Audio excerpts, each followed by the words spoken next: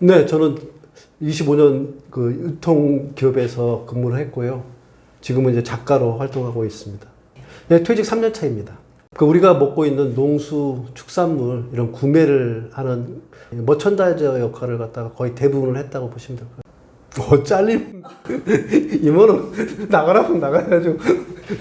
나가라 그러면 나가는 겁니다.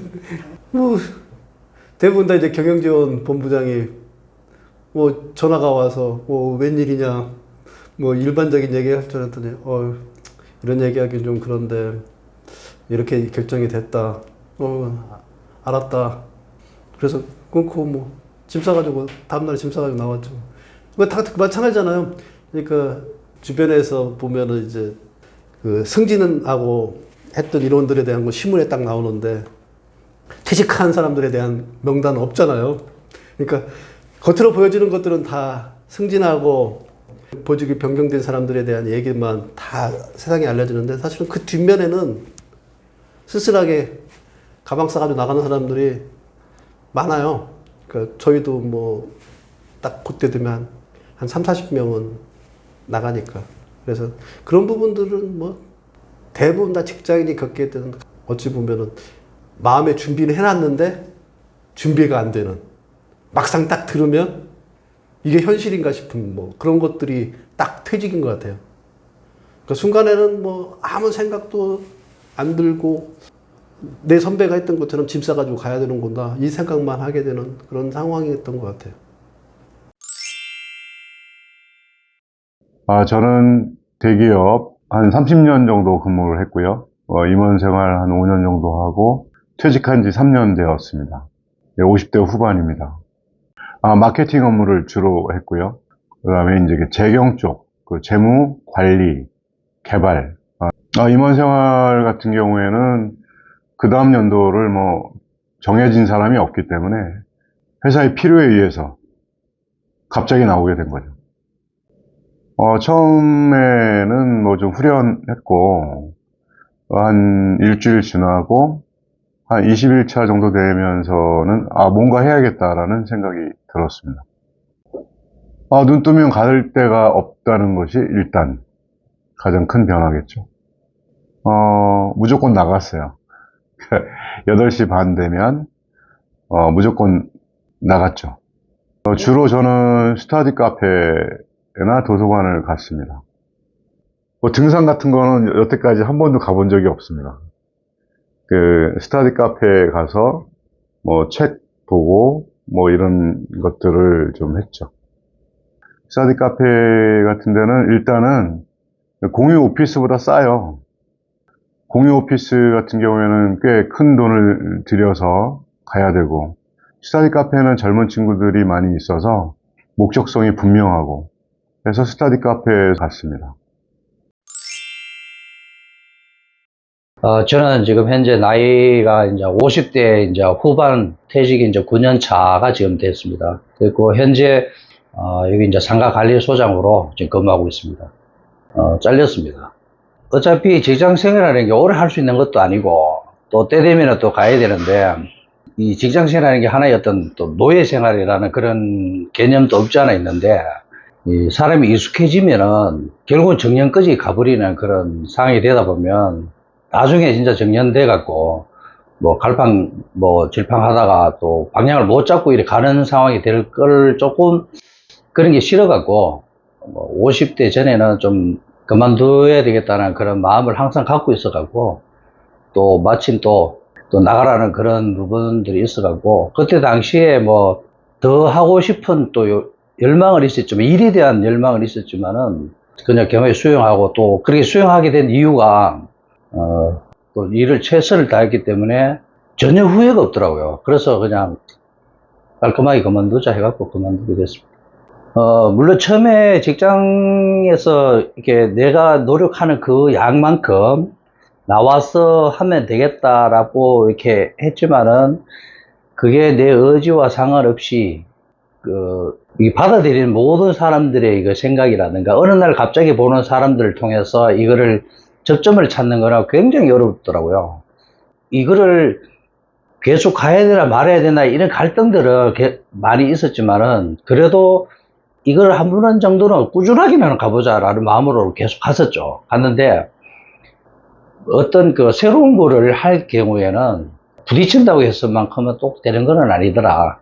그럼 누군가가 또 연결해 준다고 해서 그게 또 다가 아니고, 그것도 어떻게 보면 또 쥐약이 될 수도 있는 거니까, 또 소개를 해줘갖고 하는 것도, 다 좋은 게 아니니까. 그래서 내가 혼자 스스로 이제 좀 뚫으려고 노력을 했는데, 그런 게 좀 아니다고 했을 때 내가 좀 시작도 빨리 하지만은, 답이 아니다라고 할 때는 저는 좀 빨리 좀 접었지 않나 이런 생각이 좀 들어요. 그래서 리스크를 줄이는 쪽으로 좀 많이 또 했던 것 같아요. 안녕하세요. 대기업에서 퇴직한 지 한 3년 된 김재문이라고 합니다. 예, 50대 후반입니다. 페인트 관련된 중국 내에서 이제 판촉 영업이라고 할 수 있는 거죠. 그렇게 이제 중국에서 오랜간 중국 업무만 한 20몇 년을 이제 했었고, 하고 들어오니까 이제 국내 영업 분야로다가 이제 또 부임을 하게 됐죠. 그렇게 이제 열심히 국내 영업 활동을 하다가 새로운 조직이 이제 또 설립이 되고, 그쪽에 이제 그 기술 영업이라는 부서 업무를 이제 맡고 있었는데, 이렇게 지금 생각해 보니까 그 조직은 계속해서 빠르게 변화하고 있고, 제 업무의 어떤 특기나 이제 그런 게 뚜렷하게 이제 또 나오는 부분이 없다 보니까 스스로도 좀 위축이 됐었어요. 그러던 차에 이제 조직은 계속해서 개편하다 보니까 나이가 차고, 그다음에 직급이 많은 사람들은 또 자연적으로다가 이렇게 또 이제 걸러지는 그런 시스템이다 보니까 어느 날 위에서 이제 불러서 면담을 하니까 제 연수가 이제 많다 보니까 임금 피키제로 갈는지 아니면 유료금 받고 퇴직할는지 명예퇴직을 할는지를 물어서, 그때 제가 부장 10년 차였거든요. 그러다 보니까 이제 후배들한테도 미안하고, 그래서 이제 흔쾌히 수락을 하고 퇴직은 했는데, 심적으로 좀 그렇죠. 왜냐면 코로나 시기에 퇴직하다 보니까 답답한 것도 있었고, 전혀 할 일이 없는 거예요. 생각해 보니까 이제 뭘 해야 되지? 그래서 스스로 너무나 위축도 되고, 그 다음에 자신감도 떨어지고, 심지어 자존감마저도 떨어지는, 그래서 이제 그 가족들을 보기도 좀 민망한 이제 그런 상황이었고, 그래서 이제 어느 날 가족 회의하면서 1년만 기다려 달라. 지금 상황이 이렇게 좀 어렵고 하지만 내 스스로 또 이렇게 헤쳐나갈 그런 힘을 길러야 될 시기가 한 1년은 필요한 것 같다. 이제 그렇게 또 가족의 동의를 받고 1년간 정말 또 치열하게 자기 개발을 했었습니다. 네, 저는 금융기관에 30년 근무하고, 그리고 퇴직해가지고 회생회사에 한 3년 반 정도 근무하다가, 지금은 사회적 기업에 근무하고 있는 직장인입니다. 40년 좀 넘었네요. 한 9년 됐나요? 8, 9년 됐죠. 네, 그렇게 된 것 같네요. 나이는 60대 후반입니다. 저는 은행에서는 이제 기업 금융 업무나 기업 구조조정 업무를 했고, 다음 회생에서는 당연히 회생 절차에 따른 관리를 했고요. 다음 지금 여기서는 중장년 생에서 업무를 담당하고 있습니다. 은행에서는 희망퇴직이죠. 말 명퇴지만 희망퇴직이죠. 그거는 금융기관이라는 데가 철밥통인 줄 알고 들어왔잖아요. 근데 그게 아니더라고요. 은행에서는 큰 파도가 두 번 있었어요. 두 번 있었는데, 한 번은 IMF 때 무려 33%, 직원이 33%, 그러니까 거의 몇천 명이 나갔죠. 그러고 나서 다음 두 번째는 사모펀드가 우리 은행을 인수했어요. 그러나서 들어오자마자 또 구조정을 했는데 거의 한 1000명 가까이 명이 될 것 같아요. 그래서 구조정을 하는 게 두 번째 파도인데, 그때는 성적 순으로 했기 때문에 어찌어찌 피할 수가 있었어요. 근데 이번에는 나이 기준으로 하니까 피할 수가 없는 거예요. 그래서 제일 높은 구조조정 파도는 역시 나이구나. 그때 제가 역삼동 지점장을 하고 있었는데, 그때 나이가 56세였거든요. 그때 임금 피크제라는 게 생겨가지고 정년이 58세였어요. 근데 60까지 일할 수 있어요. 월급을 적게 받으면서. 그래서 앞으로 4년 후에 뭘 할지 그때 가서 생각해보자 이러고 있었는데 갑자기 발표된 거예요. 사직서를 안 쓸 수가 없는 그런 분위기로 몰고 왔어요. 또 특별대지금도 주고 이러니까 그냥 저희가 이런 김에 아예 정리하자 이렇게 나왔죠. 그때는 은행 끝나고 나서도 계약직이라는 기간을 주기 때문에 앞으로 뭘 할까 생각할 시간이 있었어요. 그때 이제 법정관리 연수를 받아가지고 준비를 하고 있었는데, 마침 그 계약 기간이 끝날 무렵에 이제 서울중앙지법, 지금은 서울회생법원에서 연락이 와가지고 그 건설회사 감사로 제가 상임감사로 가게 됐어요. 그래서 그 회사가 간지 이제 10개월 만에 M&A가 돼가지고 정상화되고 또 법원에서는 다른 데 저를 파견했죠.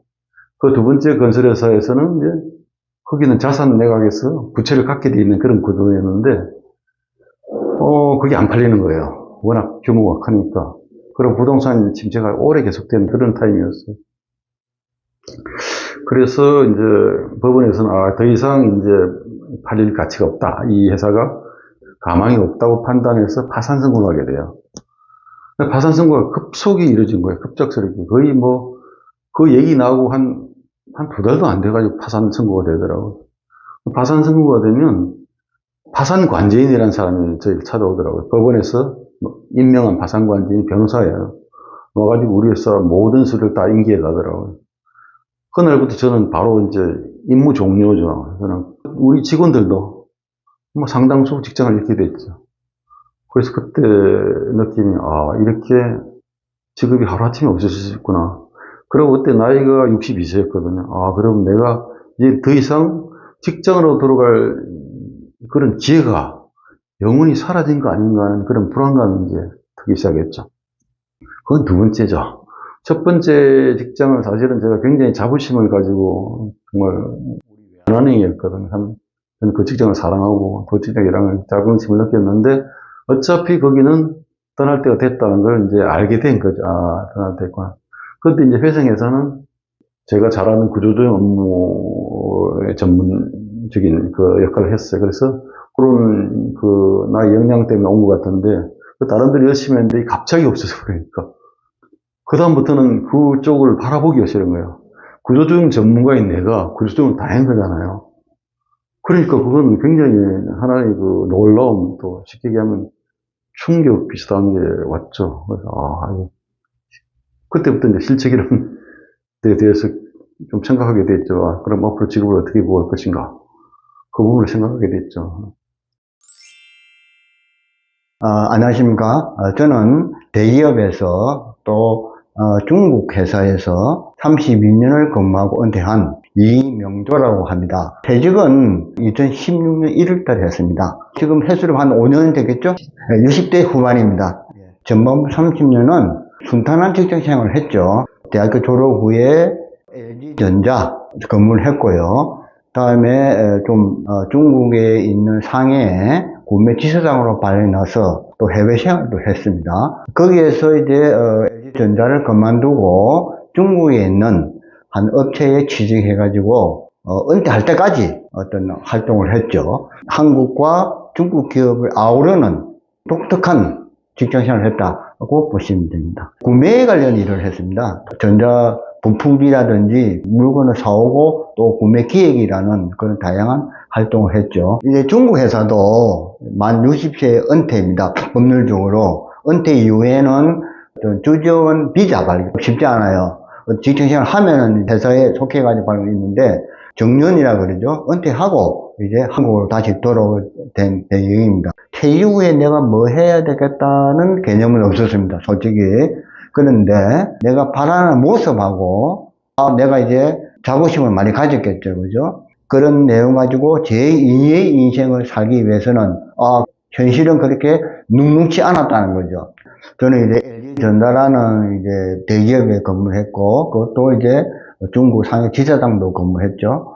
그 다음에 또 중국 회사도 근무했기 때문에 나름대로의 32년 경력이 굉장히 어떤 건 화려했죠. 화려했고 뭐 중국 전문가도 될 수도 있고 중국 진출하는 뭐 어떤 구매 전문가죠. 그래서 제2의 인생을 하기 위해서 한국에 돌아와서 노크를 했는데 그게 이제 현실하고는 안 맞다는 이야기죠. 어떤 중소기업의 컨설팅 자리라든지 또는 고문적 역할을 해서 많이 푸시를 했는데 그 부분이 난간이 때 많이 부딪혔다는 얘기죠. 뭐 나이도 될 수도 있겠고 또 하나는 너무 화려한 경력도 부담갈 수 있다 하는 그 생각도 들고요. 또 중소기업이니까 중소기업에 조금 특화된 그런 인력도 필요할 것 같아요. 뭐 그런 난간이라고 생각이 됩니다.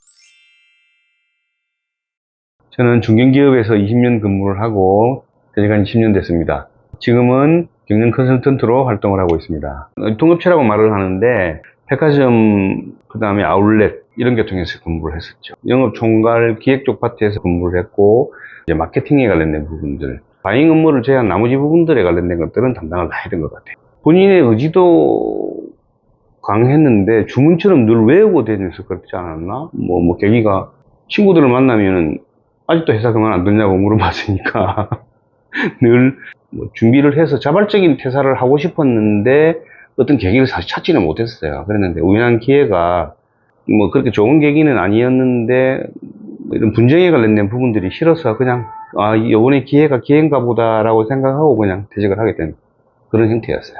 예, 결론은 비자발적 퇴직을 이었습니다. 다른 길을 가려고 생각들을 계속 했는데 오히려 잘 됐다라고 생각을 했어요. 뭐 이 조직에서 내를 버렸다거나 내지는 뭐 이 조직에서 내가 쓸모가 없어졌다거나 그런 생각은 전혀 느끼지는 않았고 오히려 자발적인 퇴사를 용기를 못 내어가지고 했던 부분들이었는데 오히려 그냥 기회가 더 좋아졌다라고 평가를 저는 했던 그런 상황이었던 것 같아요.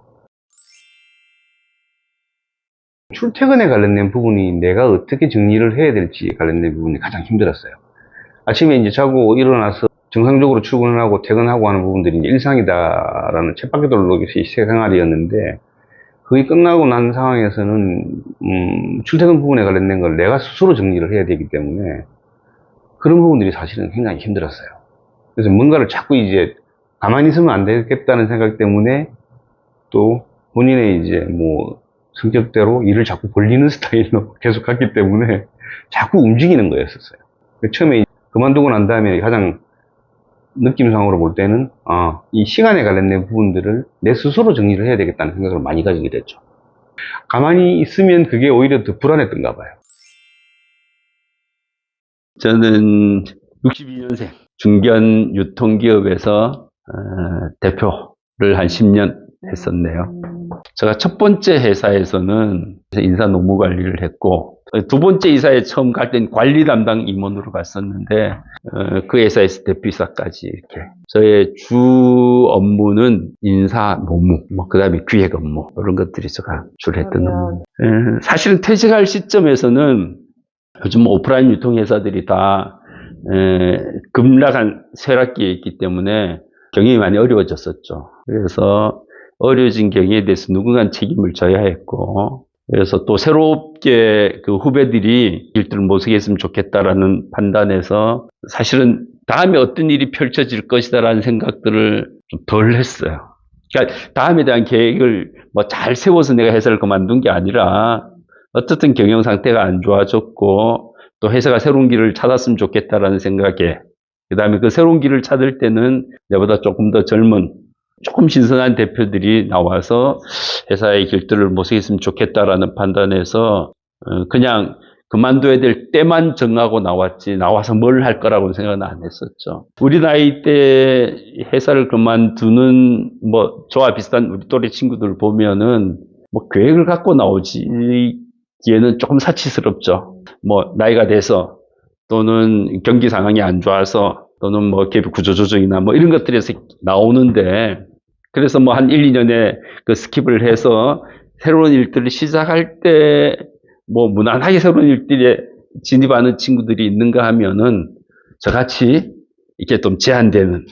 그래서 사실은 중간에 이제 경영자 단체 사무총장을 맡았을 때도 조금의 그런 스킵하는 시간을 가질 수 있을 거라고 생각했는데 조금 다른 개념이어서 한 1년 정도 하다가 그만두게 된 거고 계획을 갖고 그만둔 것이 아니기 때문에 뭐 아쉽다 이런 것보다는 이제 이게 막히니까 아쉬운 게 더 큰 거죠.